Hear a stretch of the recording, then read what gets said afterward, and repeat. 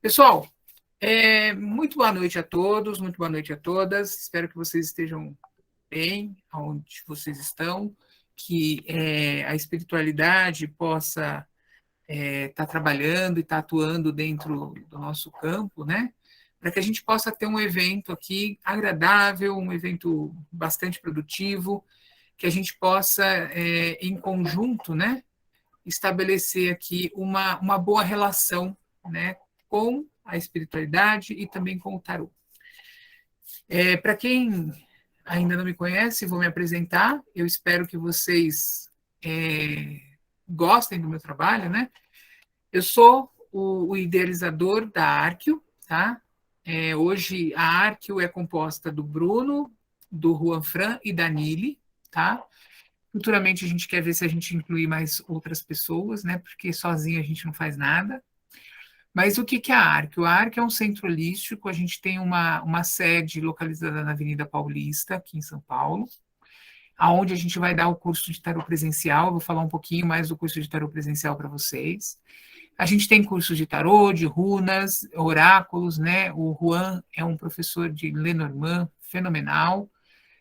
Trabalho muito práticas de autoconhecimento, faço atendimento com florais de Bach, Mahalila, né? E tem também, a gente também trabalha com a mentoria com os oráculos, tá? E tem um conceito que eu criei também, que é o conceito da gestão de mudança. Então, a gente trabalha dentro do processo espiritual e também do processo psicológico, né? Para a gente poder fazer um trabalho de gestão de mudança. Eu quero chegar num outro patamar, eu quero melhorar de vida, ou melhorar meu emprego, quero sair do meu emprego, né? Quero fazer um curso, e eu não tenho aquela motivação. A gente trabalha tanto com os oráculos quanto com o conceito, né? De negócio em si, né? Dentro desse processo de orientação. Para quem não me conhece, meu nome é Bruno Cássaro, sou tarólogo, sou mestre de Reiki, sou professor de tarô desde 2016. Fiz aí algumas formações em teologia, então conheço bastante da Bíblia, né? Para a gente poder ensinar tarô, é fundamental a gente conhecer da Bíblia, porque o tarô é um jogo de cartas que foi concebido na Idade Média dentro da cultura judaico-cristã, né? Então, isso é muito importante. Terapeuta Mahalila, sou psicanalista, né, espiritualista, gestor de projetos, promotor de mudanças. Então, esse aqui sou eu. Então, para quem não me conhece, tem um canal no YouTube também, que é o canal Arquio BR. Quem quiser pode dar uma visitada lá.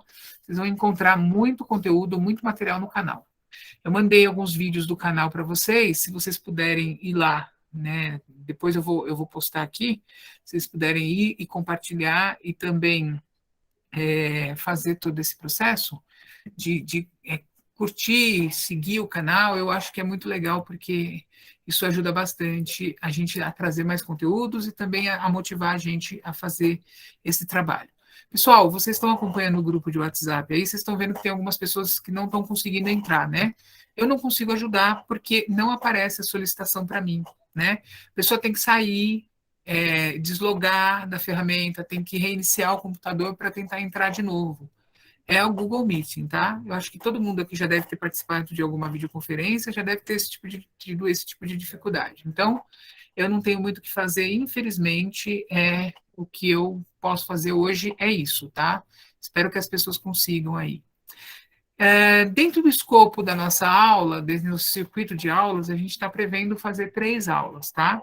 Uma aula hoje, no dia 9, está dia 9 ali, mas é dia 8, né? Desculpa, gente. Uma aula hoje no dia 8, tá? Eu vou corrigir isso amanhã, para amanhã. Dia 8 a gente está fazendo uma aula, dia 9 e dia 10, tá? Tá erradinho aqui na apresentação. O tio comeu bola, às vezes a gente faz as coisas assim, da meia-noite às 6, e aí acaba acontecendo esse tipo de gafe, né?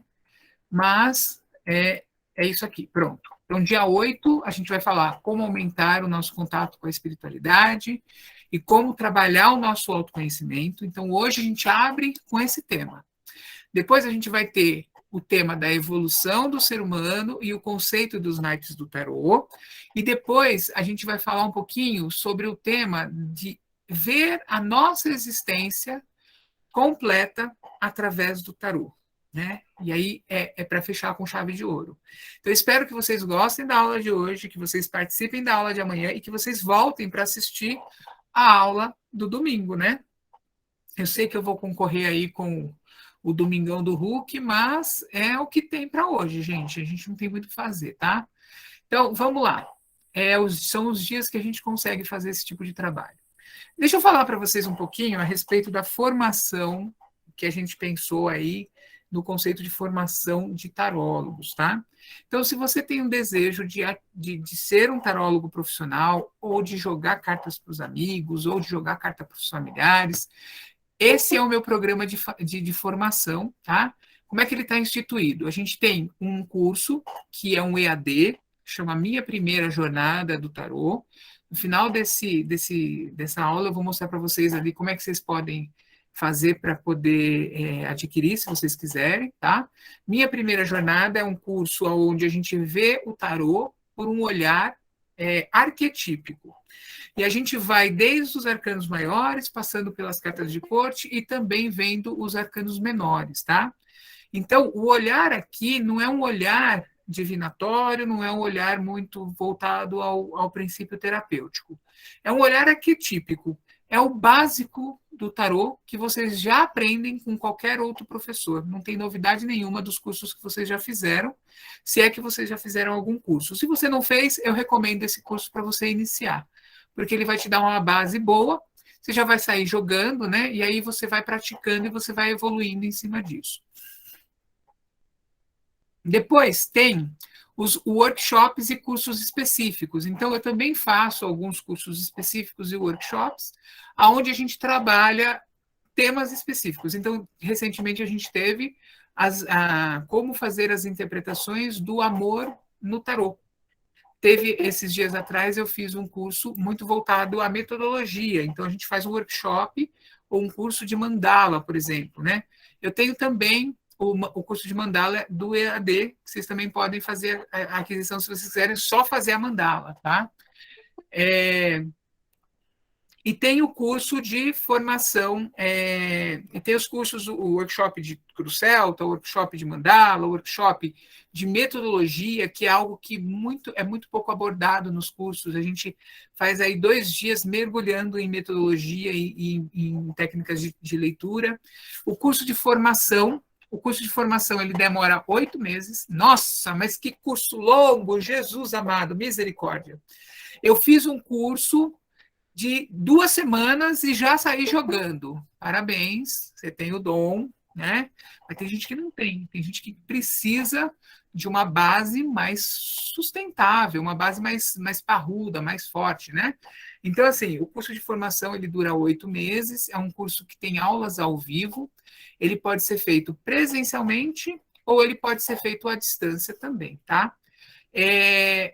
A distância vai ser igual a gente está fazendo aqui, né? Via Google Meeting, num padrão assim de aulinha que vocês assistem pela internet, e a gente vai em conjunto fazendo as tiragens, montando aí os grupos de estudo e tudo mais. Tem os ambulatórios, né? Os ambulatórios eles podem ser presenciais ou eles podem ser ao vivo, né? Eu tenho o espaço na Avenida Paulista justamente para a gente poder ter ali os ambulatórios, tá? E quem me auxilia nos ambulatórios é a Rúbia, não sei, a Rúbia ainda não entrou, pode ser que ela entre amanhã, e aí eu apresento a Rúbia para vocês, tá? A Rúbia é uma taróloga muito querida, uma amiga, e ela me ajuda nesses ambulatórios, né? Porque como esse negócio foi criando um vulto muito grande, eu não dou conta mais sozinho, né? Preciso dos meus amigos aí para me ajudar. E também os workshops e cursos específicos que podem ser feitos também após a formação, tá? Tudo isso pensando no conceito o quê? No conceito de formar um profissional do tarô. né? Eu não quero ser profissional do tarô. Tudo bem, você não precisa fazer ali as aulas onde a gente vai falar a respeito do código de ética, onde a gente vai falar a respeito de como construir aí o valor da sua consulta, de como você pode fazer para vender a sua consulta, né? Então, a gente tem aqui a gente tem uma estrutura visando pessoas que querem se profissionalizar no tarô e também pessoas que querem apenas jogar para a família, para os amigos, etc. Né? Quero apresentar também para vocês aqui o Fernando. Deixa eu ver aqui que eu vou abrir o microfone do Fernando. Cadê o Fernando? Por que eu quero apresentar o Fernando? Porque o Fernando é uma das pessoas que trabalham aqui com a gente, que nos auxilia. O Fernando saiu, gente. O Fernando saiu. Cadê o Fernando? Eu acabei de ver o Fernando aqui. Só porque eu falei, ele saiu. Danado. Depois eu apresento ele para vocês, tá? O Fernando, ele é uma das pessoas que vai nos ajudar, que nos ajuda aí com a parte de marketing, né? Então, ele é o rapaz que cuida aí dessa parte de venda de cursos e tudo mais. Então, a gente pode, ele pode nos ajudar bastante também se precisar, tá? Depois, quando o Fernando aparecer por aí, a gente chama ele. Bom, vamos começar com o conteúdo? Já falei demais, né? Depois eu quero que vocês possam falar um pouquinho e se apresentar, mas é mais para o final do nosso curso, porque eu quero aproveitar essa gravação aqui, tá bom? Nós estamos aí com quase 60 pessoas, olha que maravilha. Sejam bem-vindos vocês que chegaram agora. Antes da gente falar do tarô como ferramenta de evolução espiritual, ou como ferramenta de autoconhecimento, ou como uma forma de previsão de futuro, vocês dão o significado que vocês quiserem para o que é o tarô, né? Ou qual é a utilidade que vocês vão dar para ele. O que eu quero trazer para vocês aqui são alguns conceitos para que vocês possam compreender, dentro desse nosso momento, o que realmente a gente pode ou não pode, o que a gente tem ou não tem com o tarô, tá? Então, o que é o tarô? O tarô é um conjunto de lâminas ou cartas que possui uma representação simbólica e pode ser utilizadas como um oráculo para analisar a condição humana, sem levar em consideração tendências. Ele expressa a potencialidade de eventos, levando em consideração o estado do indivíduo perante o fato. O tarô possui alegorias, símbolos que representam padrões energéticos com os quais nós nos identificamos. Bruno, tá muito chato isso, ficou muito acadêmico, já não gostei, estou saindo da nossa reunião. Tudo bem, vamos explicar isso aqui. Então, prestem atenção aqui comigo. Ó. O tarô é um conjunto de lâminas ou cartas. Então, gente, o tarô é uma ferramenta. É um conjunto de papelzinho que tem umas figuras lá, uns numerozinhos, e a gente embaralha para poder trazer a sincronicidade. Só isso. Ok? Que possui uma representação simbólica. Opa, agora começou a surgir alguns pontos aí. Então vamos lá. O que é uma representação simbólica? A representação simbólica é o que a gente escreve no papelzinho. Então, por exemplo, quando eu escrevo meu nome, eu estou fazendo símbolos, que nós chamamos de letras, que, quando juntos, representam e formam um significado. Então, quando a gente fala que o tarô tem uma representação simbólica, significa que ele passa uma mensagem. Qual é essa mensagem que ele passa? Preciso estudar cada uma das letrinhas, cada um dos símbolos para entender. Se eu não sei quais são os símbolos, quais são as letras, o que elas representam, o que uma letra junto com a outra traz, dimensão, eu não consigo fazer a junção e não consigo entender o que é essa língua, né? Porque eu costumo dizer que o tarô é uma língua que produz um significado. E como ele tem uma representação simbólica, o símbolo ele é interpretativo. Então, a gente não pode trabalhar com tarô dentro de um conceito de um pensamento cartesiano. Toda vez que você for trabalhar com tarô e tiver uma tabela do lado, vai dar ruim. Sabe quando você fala assim, ai, como é que eu faço para responder pergunta de sim ou não? Aí você vai lá naquele site que tem do Clube do Tarô, e aí tem uma tabelinha lá, né? Sim ou não, né? No meu livro também tem essa tabelinha, só que eu pus um texto em vermelho, assim, bem grande. Não é para levar isso a ferro e fogo. Por quê? Porque não é cartesiano. Não é isso é igual a isso é igual àquilo. O símbolo, ele tem uma representação, ele tem um significado dentro de nós. Então, cada símbolo vai ter uma representação diferenciada para cada indivíduo. Então, por exemplo, esta caneca. Esta caneca é uma caneca transparente que está cheia de café. Essa caneca aqui, ó, ela representa para vocês uma caneca. Serve para quê? Para tomar café. Só que vamos supor que essa caneca eu ganhei de presente da minha avó que faleceu. Essa caneca me lembra a minha avó.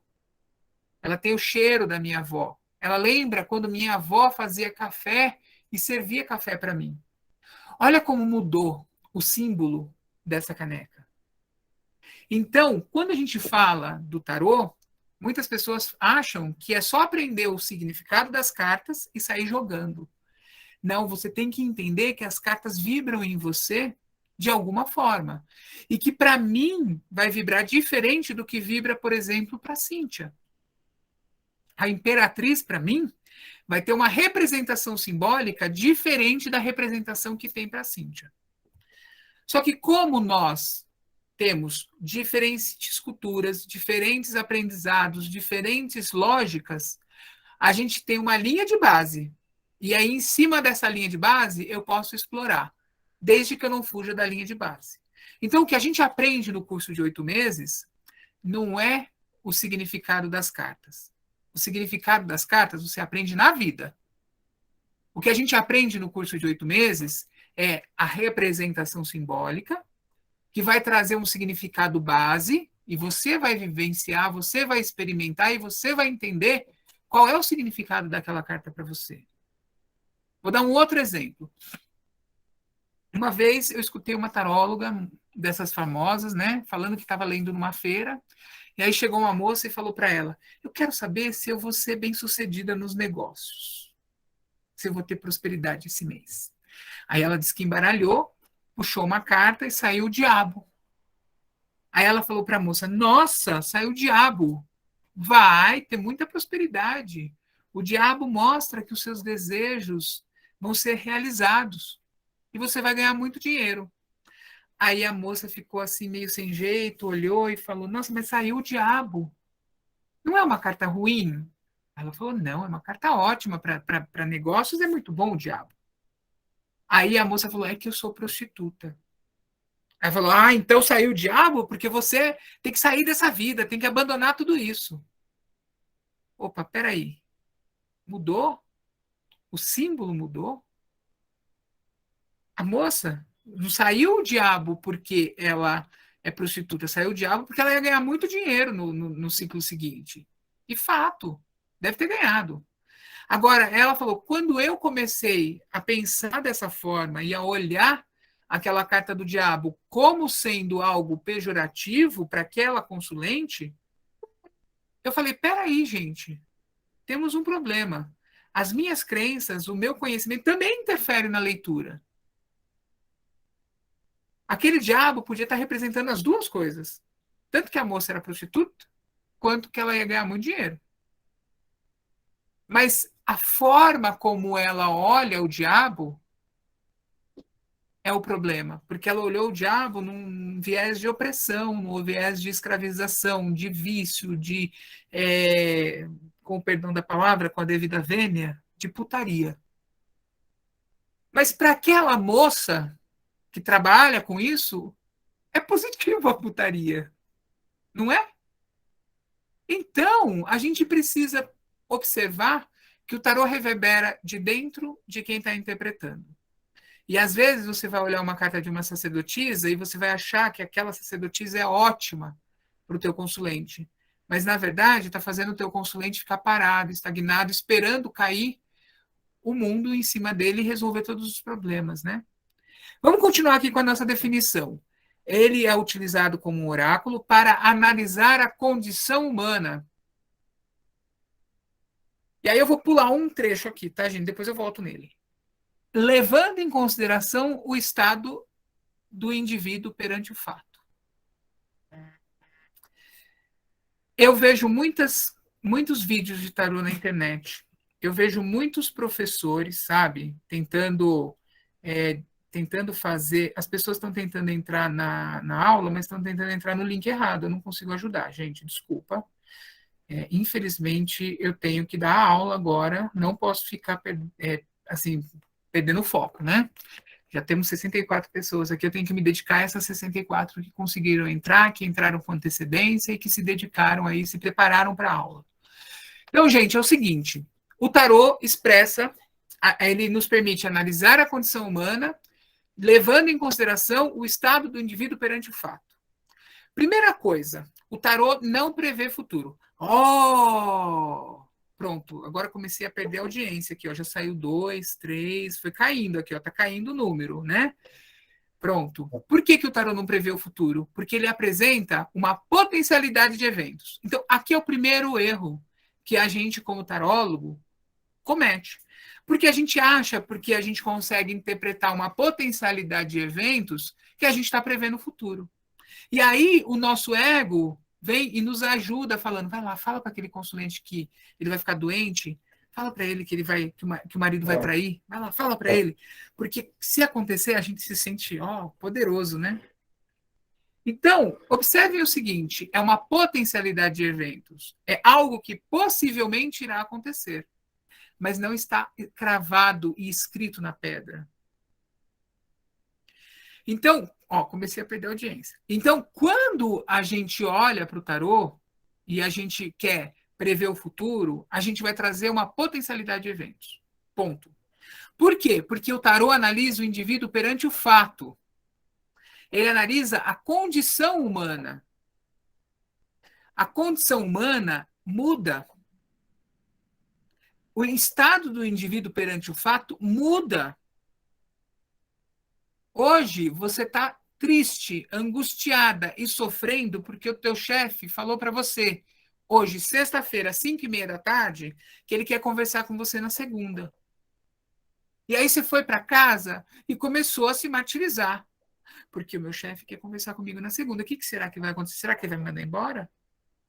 Ah, eu sei o que é. Foi aquele e-mail que eu mandei para o fornecedor lá, meio mal criado, e o fornecedor tá achando, reclamou com ele e agora ele vai querer me mandar embora. E aí você passa a sexta-feira, o sábado e o domingo sofrendo e se angustiando com isso. E aí você vai tirar um tarô. E aí sai a carta do mundo. Aí você fala, pronto, finalização, vai me mandar embora. Aí chega na segunda-feira, eles te dão uma promoção. Aí você fala, mas por que eu entendi? Porque você estava analisando você mesmo perante o fato. Por isso que é difícil tirar tarô para nós, né? A gente tirar tarô para a gente acaba bagunçando tudo, né? Então, vejam o seguinte: quando a gente olha o estado do indivíduo perante o fato, vem condicionado uma mudança de atitude. Essa mudança de atitude pode provocar uma mudança dessa potencialidade de eventos. Se eu chego para a Cíntia e falo para ela, Cíntia, ela chega para mim e fala assim, Bruno, eu estou fazendo um tratamento de saúde e eu gostaria de saber se eu vou melhorar. E aí eu olho lá no tarô e só sai carta ruim. Torre, pendurado, aquela coisa errada toda, né? Aí eu chego para ela e falo assim, Cíntia, olha, não tem jeito. Saiu só carta ruim aqui, você vai se dar mal. Aí eu pergunto, me dá um conselho então, Bruno. Aí eu vou lá e tiro um conselho. Sai ali uma carta que representa que ela precisa trocar de médico, por exemplo. A partir do momento em que ela faz a mudança do médico, aquilo ali que eu li para ela, daquela torre, daquele pendurado, aquelas coisas da torre, mudou. Então, a potencialidade de eventos muda se o indivíduo muda o fato. E uma coisa importante aqui também, né? Quem aí já viu nos grupos de Facebook? Eu sei que vocês não fazem parte de grupo de Facebook. Eu sei que vocês não ficam lá xeretando o que o povo posta. E eu sei também que vocês não mandam as tiragens que vocês fazem lá nos grupos de Facebook pedindo pitacos, tá? Mas vocês já viram as pessoas mandando lá? Eu tirei uma carta da Lua, uma carta do Sol e uma carta da Justiça. O que significa? Gente, Eu parei de fazer isso porque eu preciso ter alunos, né? Mas eu gostava de escrever assim, nada. Por quê? Porque não tem o fato. O que que significa uma carta da Lua, uma carta da Justiça e uma carta eu não lembro qual que eu falei aqui, do mundo, sem uma pergunta, sem um fato? Nada. Então, quando a gente faz uma pergunta para o tarô, a gente está trazendo o quê? O fato. Meu marido está me traindo? Minha mãe está doente? Vou me dar bem no meu novo trabalho? É um fato. A pergunta representa o fato. E a gente só interpreta o tarô se a gente tiver o fato. Isso funciona para todos os oráculos do ser, aliás, do estar, que é tarô, baralho cigano, runas, geomancia. A gente precisa do fato, porque sem o fato a gente não consegue se achar ali. Aí você fala assim, puxa vida, né? Eu fiz uma pergunta, aliás, eu tirei o tarô, não tem pergunta e eu não sei interpretar, não sabe mesmo, não tem o fato. Agora, vamos lá. Tem pessoas que não perguntam. E aí fala tudo da vida da pessoa. É porque ela está usando o método que tem perguntas. Então, por exemplo, uma mandala tem 13 perguntas. Cada carta da mandala é uma pergunta. O tabuleiro são 22 perguntas. O jogo da âncora são 7 perguntas. Vocês estão entendendo? A gente acaba fazendo uma leitura de um tabuleiro ou uma mesa real, né? No baralho cigano, lá a mesa real tem são 36 cartas ou 32? 36, né? São 36 perguntas. Então, quando a gente olha para o tarô e quer responder perguntas, quer responder alguma coisa que não foi perguntada, o tarô não responde, precisa do fato. O tarólogo precisa analisar o fato. Aquela coisa assim, pensa numa pergunta aí que eu tiro aqui, esquece. Você vai se dar mal. Não faça isso. Não faça isso, porque você pode acertar na primeira, porque é sorte de principiante. Se você for médium, a espiritualidade vem só para na tua orelha, beleza. Agora, se você não é nem principiante, nem sorte de médium, você não acerta. Você vai se dar mal. O tarô possui alegorias ou símbolos que representam padrões energéticos com os quais nós nos identificamos. E aqui está a sacada do autoconhecimento. Cada carta do tarô, e o nosso amigo Arthur Edward Waite, que foi o cara que escreveu aí, fez toda a elaboração do tarô de Waite, ele teve uma sacada muito forte. As cartas do tarô de Waite são espelhadas. Por quê? Porque ele diz assim: o tarô é o padrão. E nós espelhamos esse padrão o tempo todo. Então, são padrões energéticos com os quais nós nos identificamos. A identificação, dentro do conceito da psicologia, é você tentar imitar algo, é você tentar vibrar algo, você tentar se associar com algo. E as cartas do tarô são esses padrões que a gente fica tentando se associar. Por exemplo, quando você é mandado embora, com qual carta que você se associa? Ou com uma carta da morte ou com uma carta da torre. Se é de surpresa, mais a torre do que a morte, né? Se você está lá no teu trabalho há 50 anos, fazendo a mesma coisa, já não aguenta mais olhar para a cara do teu chefe, com qual padrão você está se identificando? Com pendurado. Se você ganhou agora um presente lindo de aniversário do seu namorado, do seu marido, qual padrão você vibra? Uma imperatriz.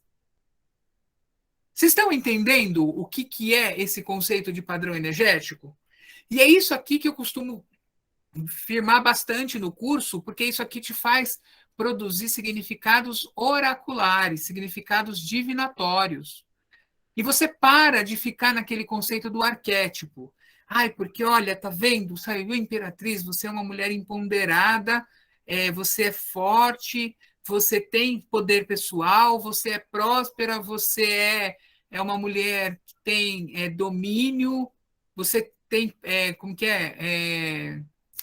feminilidade, mas a pessoa perguntou se o marido está traindo. E saiu uma imperatriz. O que tem a ver o arquétipo com aquilo, né? Então, eu vejo muitas pessoas tergiversando. Se você não sabe o que é tergiversar, procure no dicionário ou dá uma googada aí, tá? Então, as pessoas ficam tergiversando, rodeando, falando sem falar nada, né? Durante horas e não produzem um significado para o consulente, né? Espero que eu não esteja tergiversando aqui com vocês, tá? Eu acho que não. Vamos lá, visão de propósito e busca por si mesmo.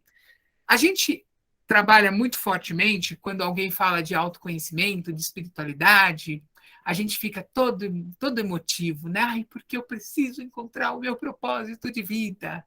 Ai, porque eu preciso encontrar a minha razão de viver, né? Não é assim? Porque eu só vou ser uma pessoa espiritualizada, só vou encontrar com o meu divino, com o meu sagrado masculino, com o meu sagrado feminino, se eu tiver um propósito, não é?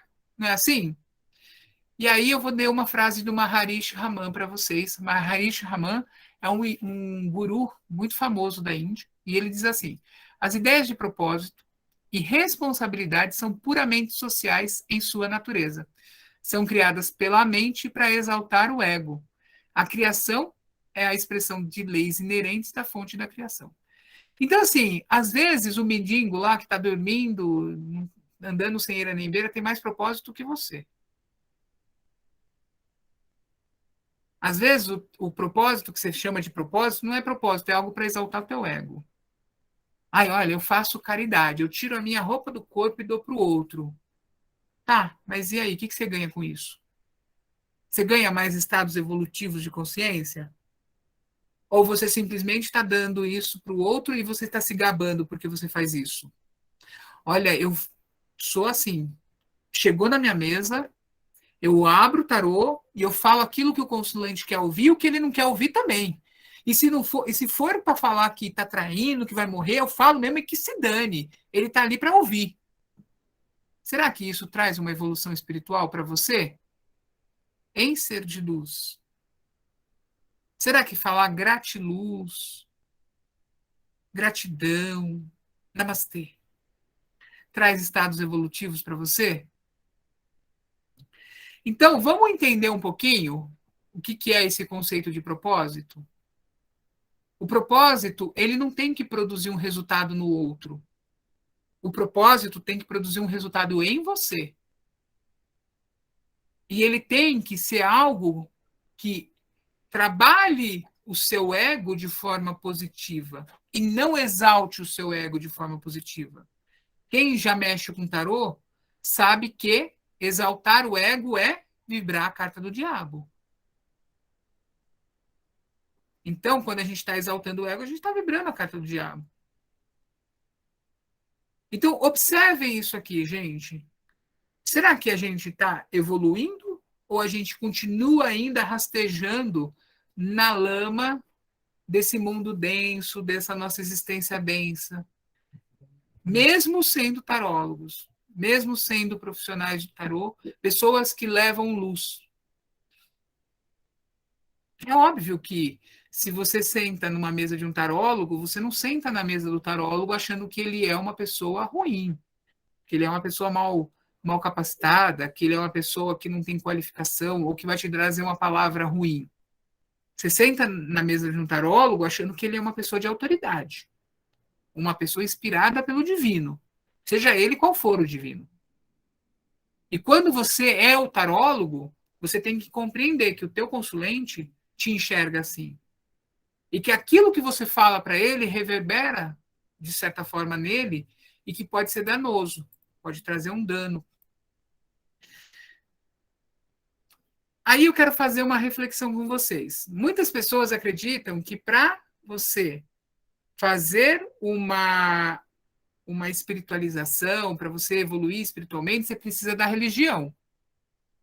Você precisa de uma fé, né? Religião vem de religare. Religare significa religar, que é ligar você ao seu divino. Divino, Deus, a fonte de tudo, aí cada um tem a sua crença em cima disso, né? Quando é que a gente perde essa conexão com o divino, essa conexão com o todo? né? Quando a gente passa a não se religar mais ao divino. E aí a gente passa a se religar a homens, a ídolos, a dinheiro, a amizades, a conhecimentos, a crenças, a dogmas. E aí a gente vai se ligando a isso, né? Vamos ver um exemplo? Quando é que eu me religo a um homem? Ai, olha, meu marido é incrível. Ele bebe um pouco, mas ele é tão bom pai que isso supera tudo. Aí o marido vai embora com a outra, você, ai, meu marido me deixou. Estava religada ao homem. Quando que a gente se religa a ídolos? Olha, eu não vou fazer a magia de prosperidade do final do ano, porque eu não consegui comprar uma vela amarela. Eu só tenho vela branca. Gente, você só vai fazer a magia se você tiver a vela amarela? Se você tiver a vela branca, você não vai fazer a magia? Você vai deixar de fazer a magia porque você não tem a vela amarela. Quando que a gente se liga a dinheiro, né? Aí a gente sabe, né? Quando a gente quer só viver em função do dinheiro, né? As amizades e assim sucessivamente, né, gente? Mas aí eu faço uma pergunta para você. Quando é que ocorre essa separação sua com esse divino? Em que momento que ocorre isso? Quando foi que isso aconteceu? O tarô explica. No momento em que você encarnou, né? Então vamos lá, o propósito não existe. É apenas Maia, é apenas o véu da ilusão te enganando. E aqui a gente vai ver a Carta dos Amantes. Eu quero fazer algumas reflexões em cima da Carta dos Amantes para vocês entenderem um pouco esse conceito desse Maia enganando a gente, dessa existência mundana, essa existência terrena nos enganando. A Carta dos Amantes, ela remete a uma dúvida. Ela remete ao momento inicial aonde começa o pecado original. É aonde Adão e Eva estão ali antes da queda. Só saímos da plenitude do Éden quando escolhemos o conhecimento do bem e do mal. Lá na Bíblia está escrito: se comerdes do fruto, conhecerás a ciência do bem e do mal. E ali Eva e Adão, por consequência, escolhem o conhecimento do bem e do mal. Viver sobre o véu de Maia representa esse movimento de entrar nesse conceito de aprendizagem que chamamos vida. O esquecimento que acontece no momento que a gente encarna, no momento que a gente adentra nesse plano mais denso, ele vem para nos permitir experimentar coisas novas. Ele nos coloca no véu de Maia. Descobrir e escolher o caminho na vida representa ser fiel a nós mesmos.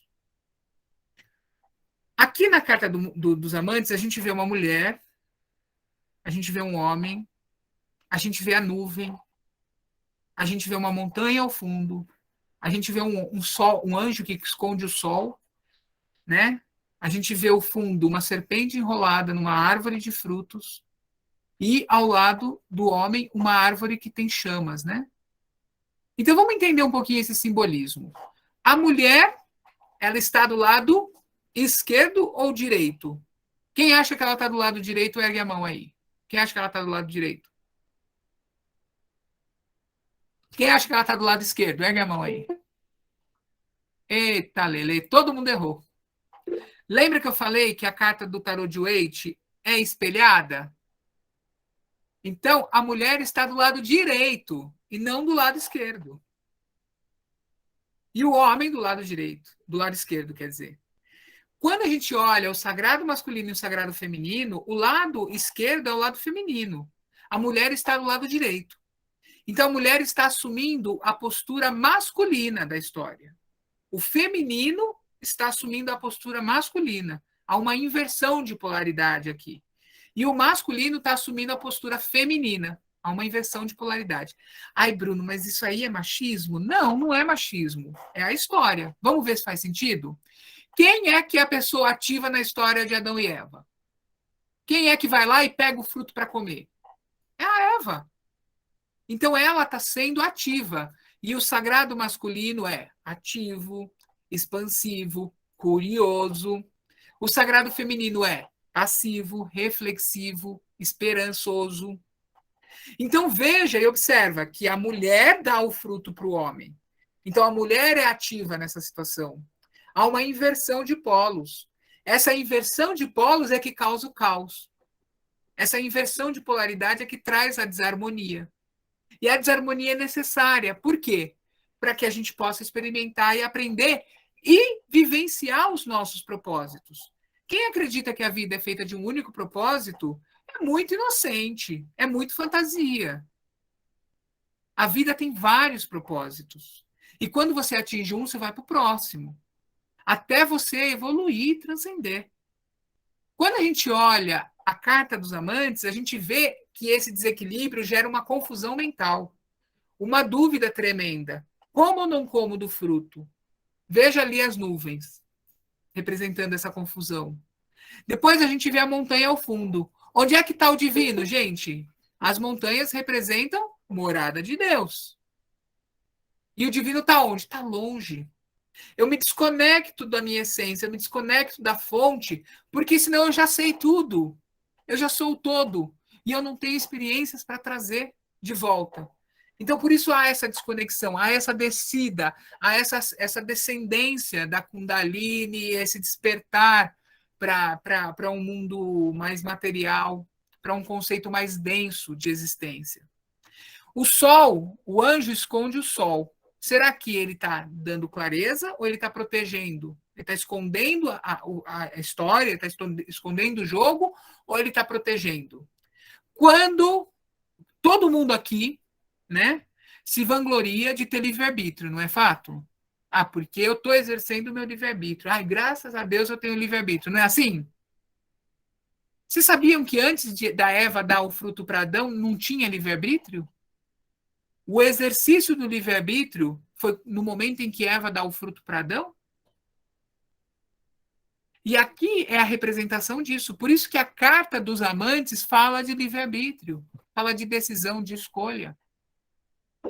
Aí a gente tem ao fundo a serpente enrolada numa árvore, né? Serpente, na única mitologia que a serpente representa alguma coisa ruim, é a mitologia hebraica. Porque Moisés a coloca dessa forma, né? A serpente é símbolo de destruição para reconstrução. O universo é feito de criação, conservação e destruição. Criação, conservação e destruição. Você só vai arrumar um namorado melhor se você se livrar do traste que você tem hoje.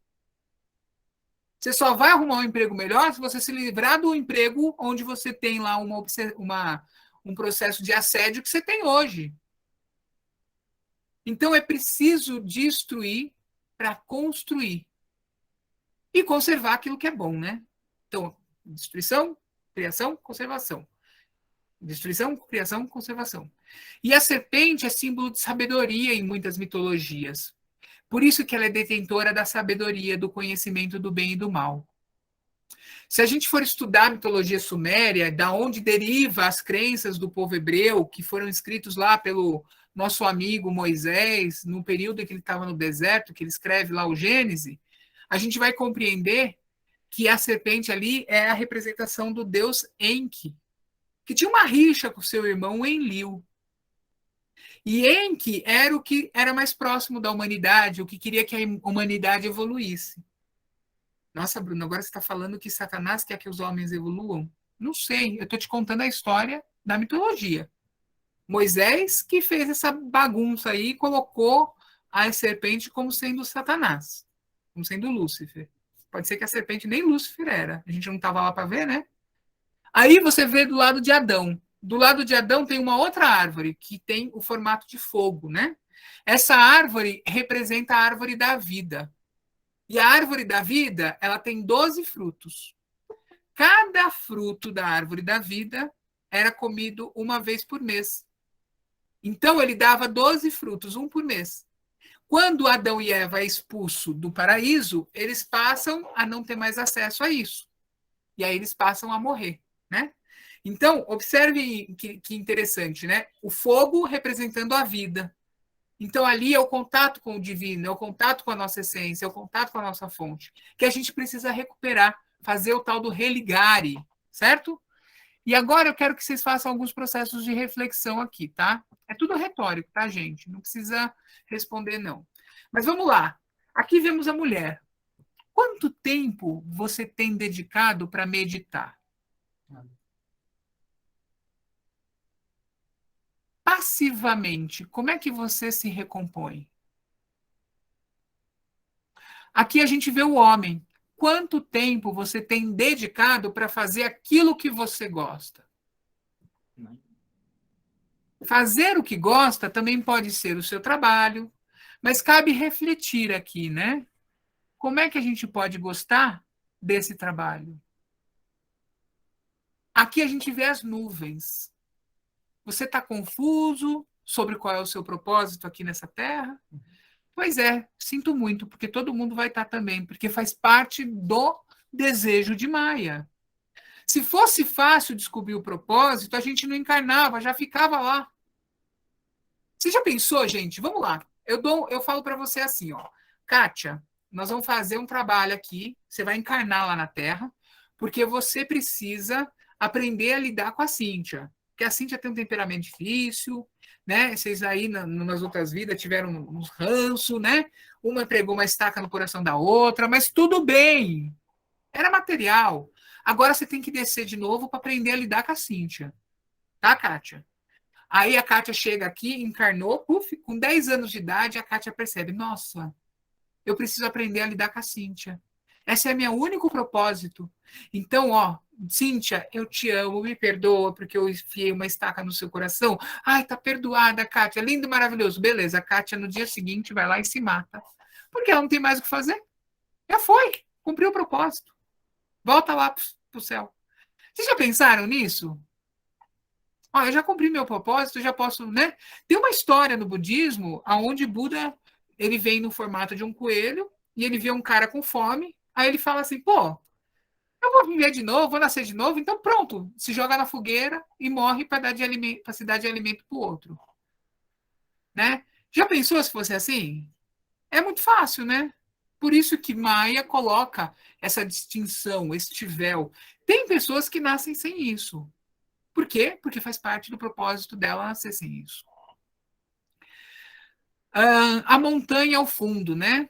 Você está desconectado de Deus, mesmo indo todos os domingos à igreja, né? Faço novena, que rezo a minha novena todo dia, mas todo dia também desejo que os meus vizinhos morram. Não vou nem comentar, né? Serpente, o anjo. Quem é seu anjo, né? Pra, pode ser você que não quer arriscar no conhecimento? Então, quem é seu anjo guardião? Quem é o seu verdadeiro SAG, né? Aí eu vejo as pessoas falando do SAG, eu acho tão bonito, né? Aí porque eu entrei em contato com o meu SAG, e o seu SAG é só você, mais elevado, numa outra esfera, numa outra plataforma, né? Você tem medo de ter contato com o seu SAG? Eu acho muito legal as pessoas. Você fala assim, vou dar um curso de mediunidade, né? Chove inscrição, né? 1.000 pessoas inscritas para fazer o curso de mediunidade, né?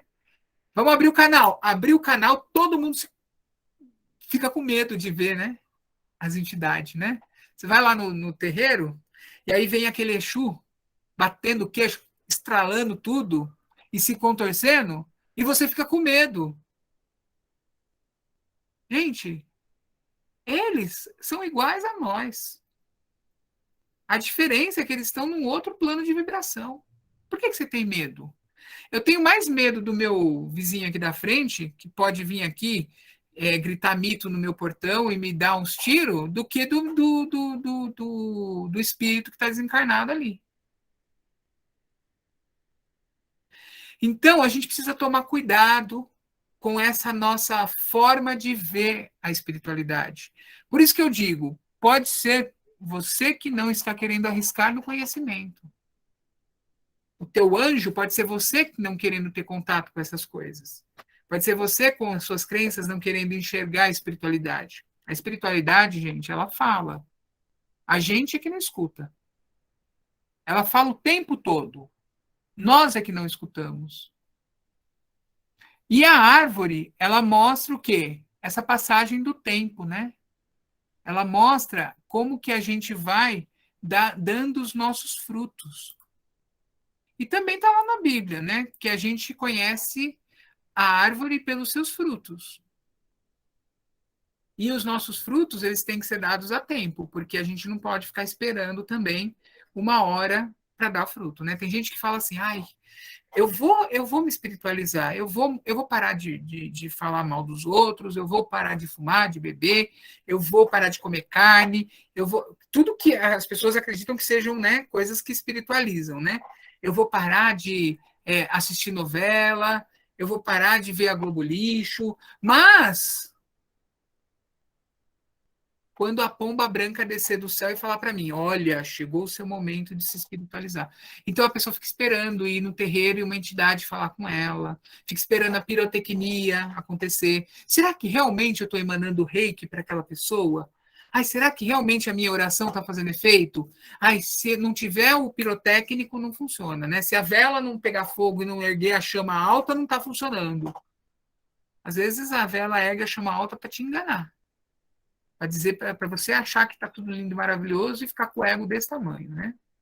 Vejam esse gráfico aqui, ó. A dinâmica do livre-arbítrio, ela funciona assim, ó.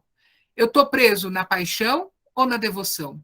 E aí eu tenho crenças, aquilo que a gente aprendeu, as regras, as leis, os conceitos morais, os pensamentos negativos, a nossa lógica.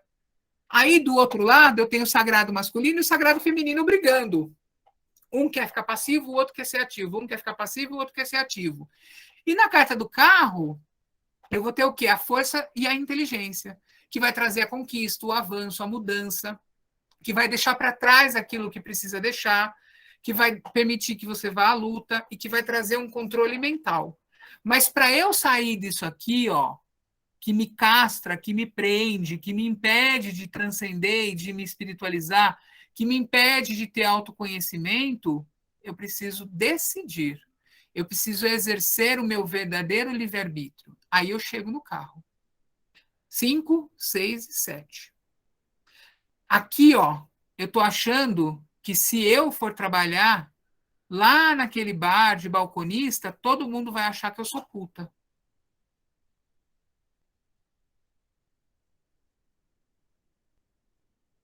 Tô presa no meu ideal aqui, na minha concepção. Aí eu escolho não ir. E eu nunca saio daqui, ó. Fico aqui, ó. Não evoluo, não transcendo, não avanço. Agora eu escolho ir. Chego lá no bar e eu entendo que não tem nada daquilo que as pessoas falam. Ou entendo que tem tudo daquilo que as pessoas falam e não faz parte da minha vida, mas eu aprendi a lição. Aí eu volto para trás, volto para minha casa, vou viver a minha vida. Mas eu preciso dar o passo, eu preciso subir o degrau. Aqui, ó, é a minha crença, ó, de que eu não posso jamais. Imagina que eu vou trabalhar num centro espírita dando passe. Por quê? Porque eu transo com meu marido, eu sou impura, né? Ou eu sou homossexual.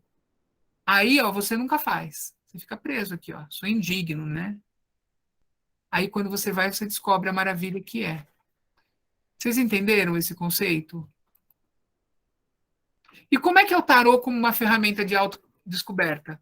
É dessa forma. O tarô é um conjunto de lâminas que possui uma representação simbólica, que é utilizada como oráculo para analisar a condição humana, sem levar em consideração as tendências. Ele expressa a potencialidade de eventos, levando em consideração o estado do indivíduo perante o fato.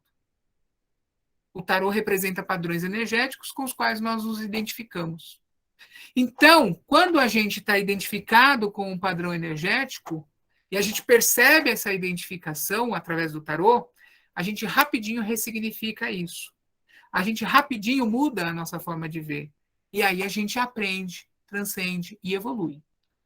O aprendizado, a transcendência e a evolução vão acontecer rápido ou devagar. O tarô é como se você estivesse levando um empurrãozinho. E aí eu quero deixar esse método aqui para vocês, tá, gente? Para vocês pensarem um pouco aí, refletirem e fazerem, tá? Então, façam a tiragem, Interpretem a tiragem de vocês, amanhã a gente conversa. Ai, Bruno, mas eu nunca joguei tarô, não sei interpretar. Desculpa, vai fazer um curso para você poder interpretar. Né? Eu sei que aqui tem gente que é iniciante, mas se você é iniciante, pega o livrinho lá do tarô e vai ler o que aquela carta significa no livrinho que veio do tarô. Então vamos lá, ó. Casa número 1. O que eu preciso aprender nesse ciclo? Casa número 1. Quais são os meus dons mentais que me ajudam a aprender nesse ciclo? Que me ajudam a ter melhor esclarecimento nesse ciclo? Quais são os meus dons materiais que me ajudam a aprender nesse ciclo? Quais são os meus dons emocionais que me ajudam a aprender nesse ciclo? E quais são os meus dons espirituais que me ajudam a aprender nesse ciclo? E aqui você entende, você compreende qual é a sua relação com a vida neste ciclo. Se você fizer esse jogo amanhã, pode ser que mude tudo, porque você já passou para o próximo ciclo, né? Então, façam a jogada.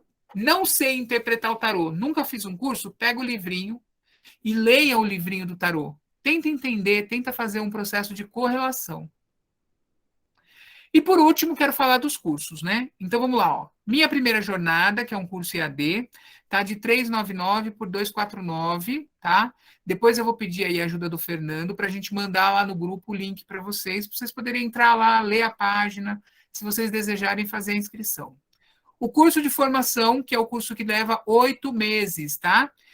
Se for o curso online, R$ 140 por mês. Se for presencial, R$ 199 por mês, tá bom?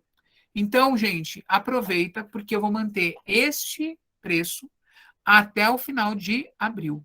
Quando começa o curso? Tanto o curso presencial quanto o curso à distância estão previstos para começar dia 7 de abril. Tudo bem? 7 de maio, desculpa. Então, 7 de maio, a gente inicia os nossos cursos aí. Bom, agora eu vou agradecer vocês, né? Vou parar aqui a nossa apresentação. Gente, assim, são quase 9 horas, a ideia era a gente ficar até às 8h30, né? E agora a gente já passou até do horário. Então, vamos embora, voltamos amanhã? Gratidão, vou parar a gravação aqui.